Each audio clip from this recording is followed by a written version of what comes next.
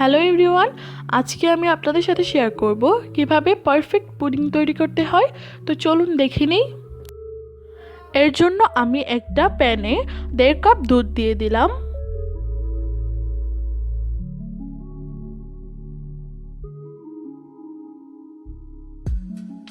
তারপর 3টি এলাচ দিয়ে দেব মাঝখান থেকে ফেড়ে।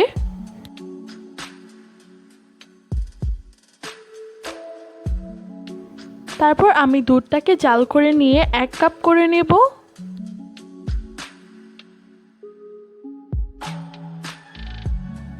দুধটা জাল করে নিয়ে আমি একটা জাগে ঢেলে নিলাম।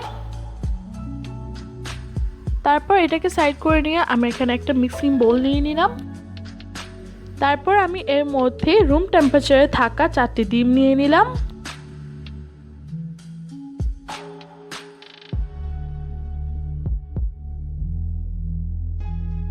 তারপর দিয়ে দেব 1/2 কাপ চিনি।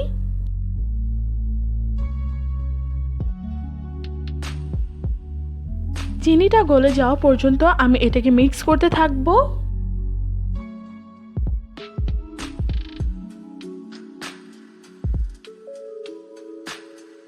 তারপর আমি এর মধ্যে জাল করে নেওয়া দুধটা দিয়ে দিব।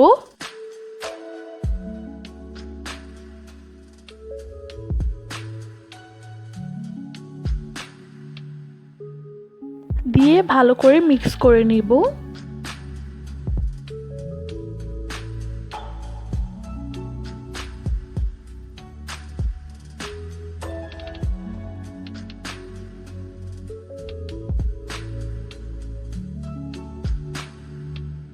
এখন আমি মিশ্রণটাকে ছেঁকে নেব।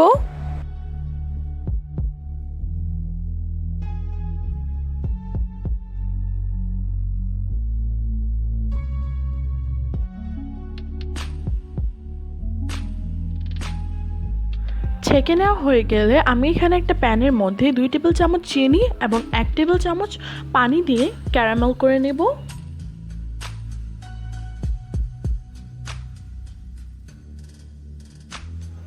তারপর আমি এখানে একটা 6 ইঞ্চির মোল্ডের মধ্যে সামান্য তেল ব্রাশ করে ক্যারামেলটা ঢেলে দিব।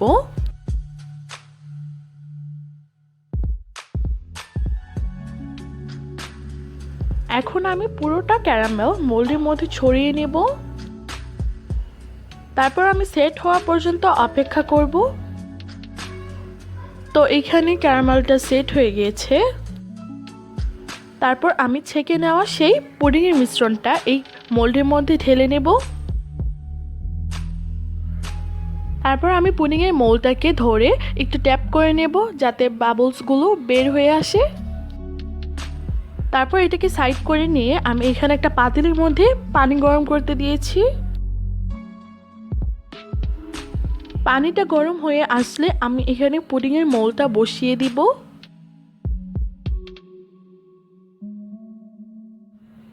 তারপর পুডিংয়ের মোল্ডটাতে একটা ঢাকনা দিয়ে ঢেকে দেব যাতে পানি না ঢুকতে পারে। তারপর ঢাকনা দিয়ে ঢেকে আমি 45 মিনিট অপেক্ষা করব। 45 মিনিট পর আমি এটাকে বের করে নিয়ে এসেছি। তারপর পুডিংয়ের মোল্ডটা ঠান্ডা হওয়ার পর আমি একটা ঢাকনা দিয়ে ঢেকে ফ্রিজের মধ্যে 2 ঘন্টার জন্য রেখে দেব। তারপর আমি ফ্রিজ থেকে বের করে নিয়ে আসলাম পুডিংয়ের মোল্ডটাকে।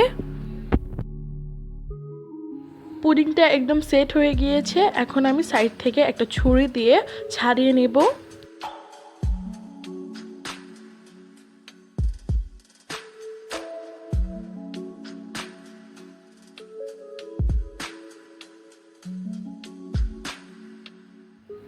তারপর আমি পুডিংটাকে ঢেলে নেব একটা ট্রের মধ্যে।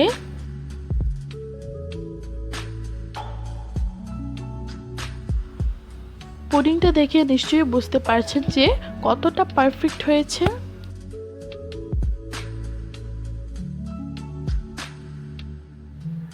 এখন আমি পুডিংটা আপনাদের কেটে দেখাচ্ছি যে ভেতরটা কতটা সফট হয়েছে।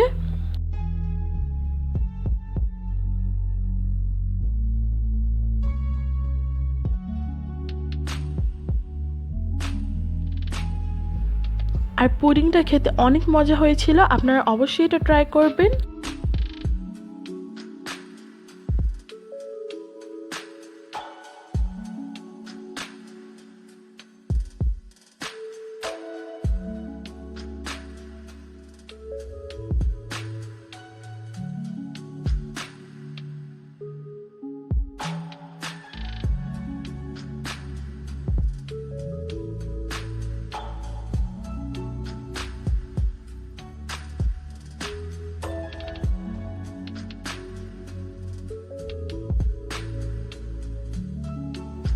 এ পর্যন্ত সবাই ভালো থাকবেন, সুস্থ থাকবেন। আল্লাহ হাফেজ।